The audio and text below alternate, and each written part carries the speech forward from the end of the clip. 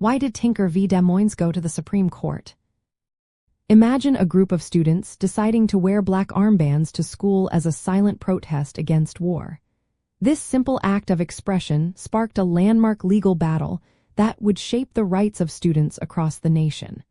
But what exactly led to this case reaching the highest court in the land?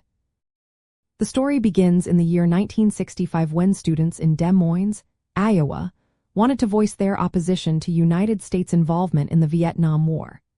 They chose to wear black armbands during the holiday season, believing it was a peaceful way to express their views. The school district, however, adopted a policy prohibiting students from wearing armbands, asserting that such symbols could disrupt the educational environment. The students, including John Tinker and his sister Mary Beth Tinker, decided to wear the armbands anyway, confident in their right to free speech. They believed that their silent protest was protected under the First Amendment to the United States Constitution, which guarantees freedoms of speech and expression. The school officials responded by suspending the students, arguing that the armbands could cause disturbances and interfere with school activities.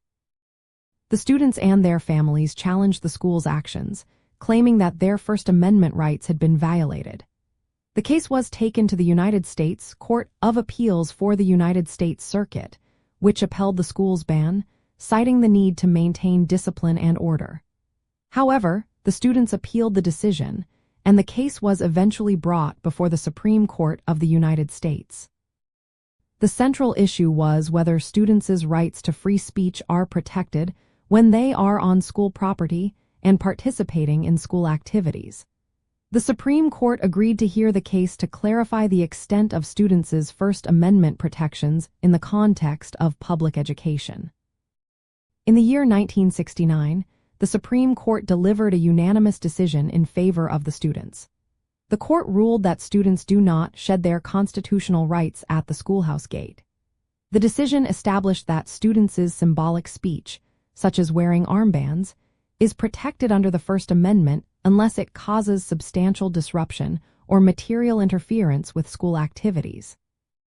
This ruling set an important precedent, affirming that the rights of students are protected in the educational environment and that schools must respect free speech rights unless there is a clear and present danger. The case of Tinker versus Des Moines Independent Community School District remains a foundational example of how constitutional rights apply within the context of public education.